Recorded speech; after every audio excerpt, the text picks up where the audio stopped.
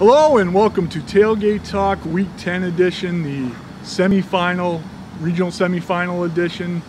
This video we're looking at Western Maine. We have another video looking at Eastern Maine if you want to look at that afterwards. But Callioaks, Randy Whitehouse, and we'll start out in Western B with a classic matchup between Cape Elizabeth and Mountain Valley. This is the 5th time in 6 years that those two teams have met, but every other time has been the regional final. But this is a game that's worthy of a regional final.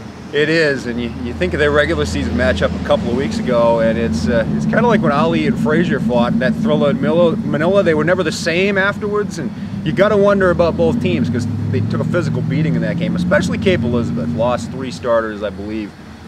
And Mountain Valley, I think, went into that game already a little banged up.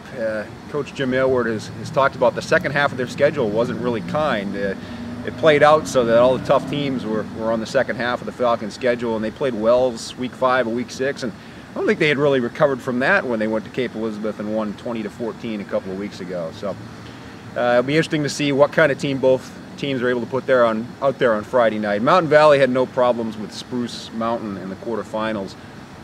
They were missing fullback Matt Hosey, who's been kind of banged up since that Wells game in midseason, and all they did was put Isaac Mills back there, and he carried the ball 20 times for 100 yards and just made some hellacious blocks that sprang Kyle Duguay for arguably his best game of the year. Duguay with 264 yards or something in that neighborhood, a couple of touchdowns, one where he just took it to the house in incredible fashion, covering, I would say, 120 yards of turf and getting some blocks from Mills and Zach Radcliffe, the quarterback, along the way. Duguay's a man that Cape absolutely has to stop. They have to get him at the point of attack and to be a factor, and Mountain Valley has to stop Cape's big LaValle. Andrew LaValle, no matter where he lines up, whether he's a lineman, a fullback, he's going to hit you, he's going to cause some damage, and you've got to contain that damage.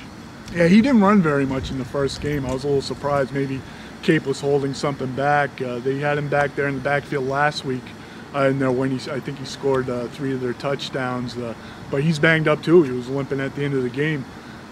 He was more of a factor in that Mountain Valley game on the defensive side. Seemed like he was in on every tackle. Unfortunately for the Capers, it was usually 5, 6, 7 yards downfield. But in the second half, Cape was able to run the ball fairly efficiently against Mountain Valley, and pretty much using the same play, a trap play. And who knows? Mountain Valley's certainly going to adjust to that, but maybe Cape has found a soft spot in the Mountain Valley defense.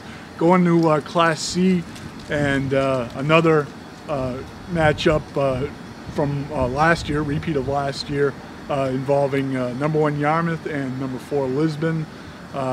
Wasn't much of a game the first time. Can the Greyhounds make it a game this time, Cal? Yeah, last season the playoff game was where Lisbon did what it usually does in the playoffs, which is make it closer or find a way to win. They didn't find a way to win, but they did make it a lot closer. That was a tie game. Lisbon had the lead at the half, I believe, and it was right into the 4th quarter until Yarmouth broke it open.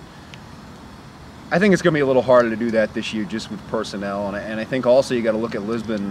Last week's win over Winslow, just an emotional, incredible victory at home, and how much does it take out of them? We will find out, but Lisbon's a team kind of like on the Mountain Valley Cape Elizabeth Class B side of the coin. They've been really banged up. They've had Zach Splood playing all over the place. He had to go back to quarterback last week and just had a second half for the ages. They've had to move Quincy Thompson around. He played a little wildcat quarterback, a little bit of running back, a little bit of tight end. They just found a way to nickel and dime and make adjustments at halftime, and I think that's their biggest hope in this game, is that you have that X factor of Dick Moynihan on the sideline. Anders Overhog, the first game, I guess, scored all 5 of Yarmouth's touchdowns. Unfortunately for the Greyhounds, it's not so simple as stop Anders Overhog and you have a game. Yarmouth just has so many other weapons. So. I mean, he's missed some games this year, or missed big parts of games, and other guys, Caleb Ewell has stepped in, Nick Pelletier has stepped in, Dennis Irving has stepped in, so they, as you say, just so many people that can hit you hard. All right, that'll do it for this week's edition of Tailgate Talk. We invite you to check out all the other videos online, and also all of our coverage during the week online and in the print edition. And we'll be back here again next week for another Tailgate Talk with Callioaks, Randy Whitehouse. See you on the side.